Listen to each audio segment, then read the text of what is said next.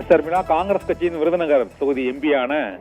மாணிக்கம் தாகூர் இன்று வெளியிட்டுள்ள அந்த ட்விட்டர் பதிவு மேலும் சர்ச்சையாகி இருக்கிறது.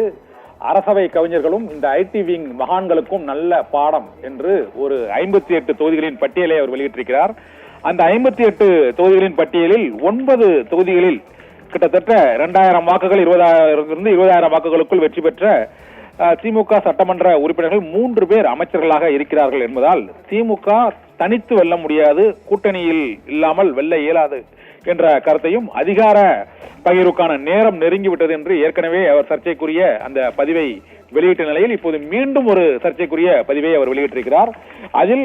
58 தொகுதிகளையும் போட்டு அந்த தொகுதியில் வேட்பாளர்கள் பெற்ற வாக்குகள் தியாகராய நகரில் 137 வாக்குகள் வித்தியாசத்தில் தான் வெற்றி பெற்றிருக்கிறார்கள் என்றும், இதே போல காட்பாடி தொகுதி, நெய்வேலி தொகுதி, ஜோலார்பேட்டை தொகுதி, அந்தியூர் தொகுதி மற்றும் திருமயம் தொகுதி, தாராபுரம் தொகுதி, உத்தரமேரூர் தொகுதி மற்றும் ராசிபுரம் தொகுதி ஆகிய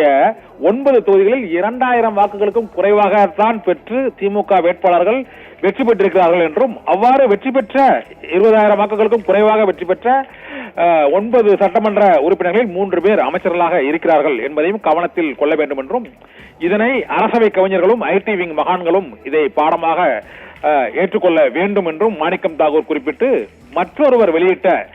நபர் வெளியிட்ட ட்விட்டர் செய்தி அவருடைய ட்விட்டர் பக்கத்தில் அவர் பதிவு செய்திருப்பது மேலும் சர்ச்சையை ஏற்படுத்தி இருக்கிறது.